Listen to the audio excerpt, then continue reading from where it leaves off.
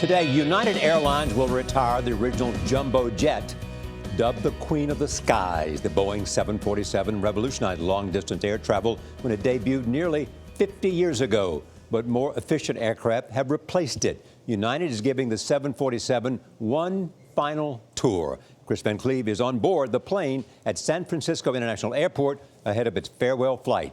Kris, good morning. Good morning. The 747 is famous for its staircase. It used to be a spiral leading up here to the upper deck.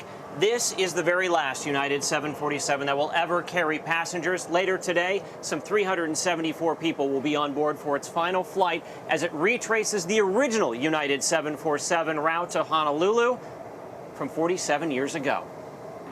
Take a good look, because after today, you won't see a United Airlines 747 land ever again.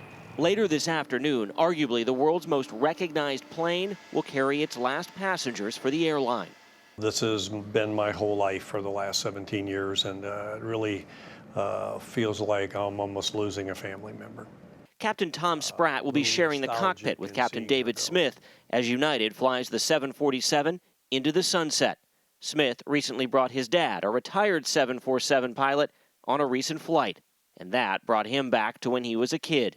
I still remember my first 747 ride where the seats in the very nose of the aircraft were first class is today, and go up the spiral staircase and sit on, sofas and all that was just something that will never be done again. In 1966, Pan Am asked Boeing for the biggest airliner ever.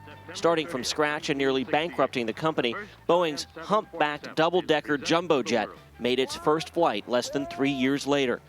The 747 entered airline service in 1970 and was an instant sensation.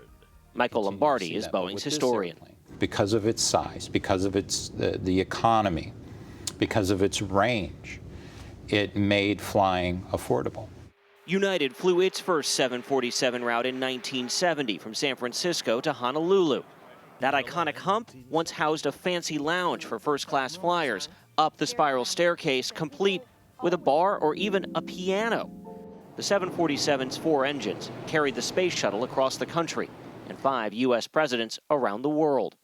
Boeing has delivered more than 1,500 747s, but today the plane is less efficient than new 2-engine airliners, leaving its days as a passenger plane numbered. It's like your first true love. Henry Harteveldt's first 747 flight was a family trip. That's him with his brother in 1970. He'll be on United's farewell flight. We're saying goodbye to a plane that is an icon of air travel and epitomized commercial flying when it frankly was a more gracious, more pleasant experience than it is for many today. Delta will fly its last 747 flight later this year. Captain Smith is a huge CBS This Morning fan. Norah, hello from the captain. All right, we like that, and we like those reclining seats. Thank you.